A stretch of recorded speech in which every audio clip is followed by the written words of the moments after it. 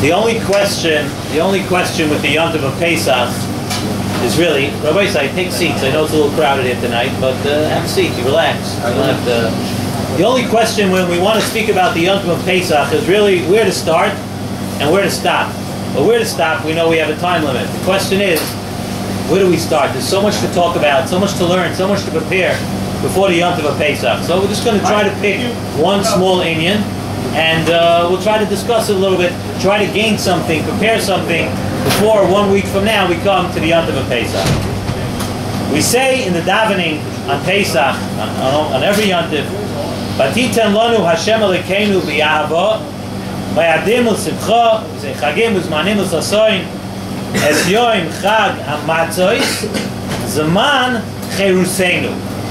Zman of our cherus, of Zman of freedom, Zman of becoming free.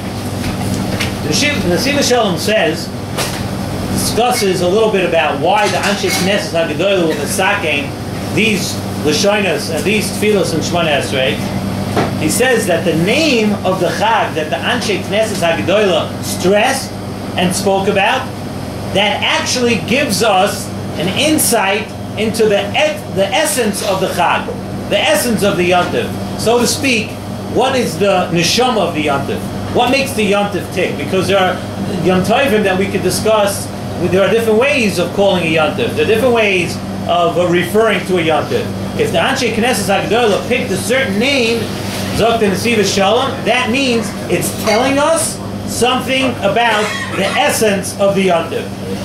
So what is the essence of the Yom Tov of Pesach? We see in Shemona Esrei, Zman Cheruseinu, a Zman of Cherus. Sukkos we know is Zman Simchaseinu, a Zman of Simcha. Shavuos, Zman Matan Toraseinu, and these are the names that Chachamim wanted us to stress, wanted us to think about, and wanted us to take into the Yom Tov with us and to work on over the Yom Tov, and to let us know that it's a Zman that's Mesugo for these things.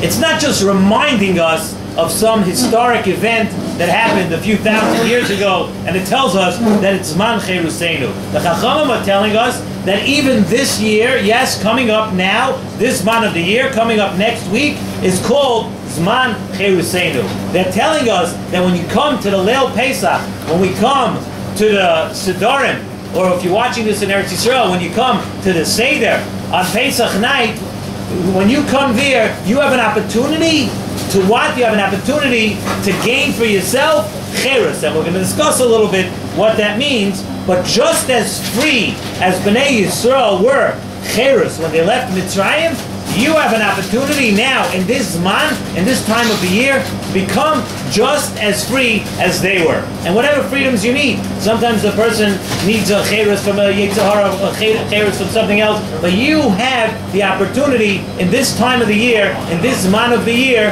to become a free person. It's brought down in the Zohar HaKadosh, in Parshas Ba'aloischa, that in Mitzrayim, Klal Yisrael, each and every person in Klal Yisrael, they were bound physically and spiritually. That's a Zohar. Zohar in Parshas Ba'aloischa, you can look it up, Mitzrayim, when you learn Zohar this Shabbos, that they were bound in Guf and Nefesh. And that's the way the Yidden, they were tied up, so to speak, the Yetzer Hara had such a hold on every Yid, such a hold on the Bnei Yisrael, that until HaKadosh Baruch Hu came and untied the knots, they were tied up spiritually and physically. What do we say? We say in the Haggadah, we say, V'oisanu hoitzi misham l'cherus olam. That, in other words, we were so tied up, and when the Rebbeinu Shalom, Kaviyachal, so to speak, untied the knots, we were released spiritually and physically. L'cherus olam. And it's for that reason, Zok the Nesivas Shalom, that we call Pesach. Pesach is also referred to in many Sfarim as the Rosh Kol Mayados. That all the other Yom Tovim of the year come after Pesach. All the other Yom Tovim of the year stem from Pesach. He says from here we can understand a little bit of what that means. Because if a person is not a Ben Chayrin, if you're not a free person, if you're still tied and you're bound to the Yetzer Hara, then what's Matan Torah to you? What's Matan Torah saying? What's Kabbalah Torah? If you're not a free person, if you're bound to the Yetzer Hara and you're not able to operate the way a Yid should operate, then the Kabbalah Torah Avada, that's after. Chag Pesach of Zman Cheruseinu has to come before a Kabbalah Torah, and certainly before a Zman Simchaseinu. A person can't be b'simcha, a person can't have Torah, can't have any of these things unless he is a free person.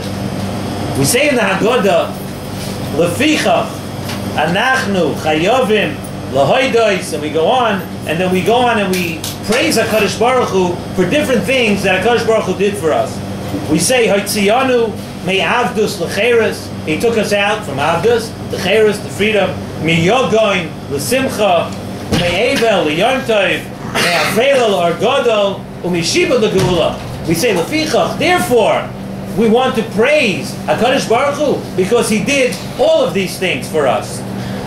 It's brought down in the Noam and Melech and the Sefer Das Moshe also brought down by the Nesivas Shalom, that the reason we have to say every one of these things, HaKadosh Baruch Hu let us have, Yogim L'simcha, Fe'el Argadol, Mishib L'Geula, Avdus L'cheres, all these things we have to say them, and the reason that we say each one is because actually in the goals of Mitzrayim, Zok the Noam Elimelech, that every person, each person was in a different level of Golus. Not every Yid in Mitzrayim was in the same level.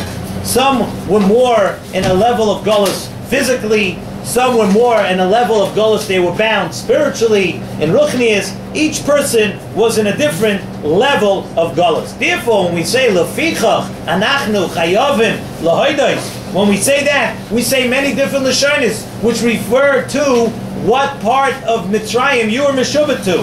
For instance, we know that Shevet Levi actually did not do physical labor in Mitzrayim. So Shevet Levi was the Mishibah L'Geula. Shevet Levi didn't have Me'avdus L'cheres, they weren't Avodim. They didn't do physical labor. So therefore, let's say, in other words, that one, Mishibah L'Geula, would be referring to Shevet Levi. They had a cheres from what? They had a cheres from the klipas of the Yetzer Hara. Shevet Levi wasn't doing work. So when we say Lefichach, Anachnu, Chayovim Lahoidois, that part could be referring to Shevet Levi. We actually asked the kasha last week. We asked the question why it was dafka by Mitzrayim. We had to say that only HaKadosh Baruch Hu had to take us out. We say HaKadosh Baruch Hu b'chvoidoi uva'atzmoi. The answer we gave last week is we said because only HaKadosh Baruch Hu was able to do it, because the question was, remember we had a question, we would have gone out with anybody, any malach, any sarach, we would have gone out. Why daf HaKadosh Baruch Hu? So last week we answered the reason that HaKadosh Baruch Hu was able to look into the heart of each person. HaKadosh Baruch Hu was able to tell that that you don't say halalu v'halalu, that each person, that the Yidden were Avodah Zarah, the Triim were Avodah Zarah. So we said last week at parents that only Rabban Shalom was able to see that in the heart of a Yid, he was actually hurting. He did not want to be Avodah Zarah. This week we're going to give a different teretz to that question from the Nesivas Shalom.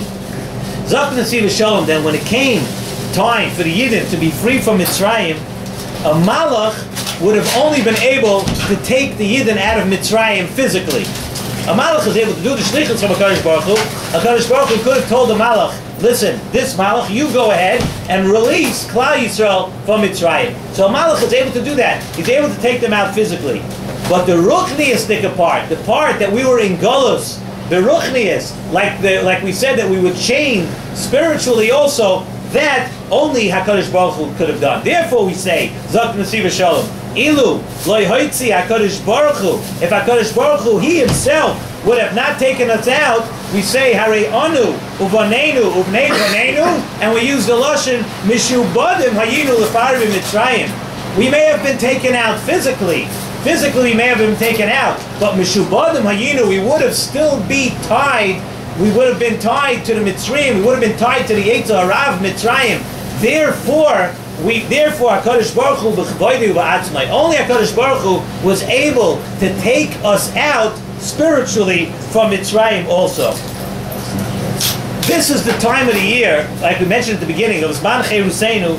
This is the time where a person is able to work on himself for Cherus. Whatever your shibud is, whatever you're stuck with, whichever Yetzer Hara you're stuck with, whatever in life you're stuck with, Zok Nesivas Shalom, Zaman Cheruseinu means that this year, coming up this week now, you have a chance to become B'nai Chayrin. You have a chance, Zaman Cheruseinu, you have a chance to become a free person. And I was just thinking that Lamaisa we say, Ein lecha ben chayrin ela mi sheyasik b'Torah. So not only do you have a chance to fight the Yetzer Hara this week, and when it comes to the Seder night on such a high level, not only do you have a chance to fight the Yetzer Hara, but you also have opportunity if a person's struggling and he wants to be more Torah, he wants to work on Torah, he wants to be able to understand Torah. It could be, and this is my own, I didn't see this in Nesivas Shalom, but it could be Ein lecha ben chayrin el mi sheyasik b'Torah. You want to be a ben chayrin, you have a time, this is the time also to be more to get more involved in Torah, to learn more Torah, be kaveitiv a little more. We have this time to answer. I just want to end off. I heard a beautiful word for Rav Nissen Kaplan this week from the Mir Yeshiva in Eretz Yisrael, and he said he was discussing the loftiness, the unbelievable level that a person could reach on the Seder night, and that when it comes to Pesach night, another name. We were talking about Zman Cheruseinu, that we're stressing Cherus on Pesach. I say that I think that it could be the Chacham were telling us Lafuke the word Pesach, because Pesach Mishum Kadosh Baruch Hu Pasach on the Batei of the Yidden.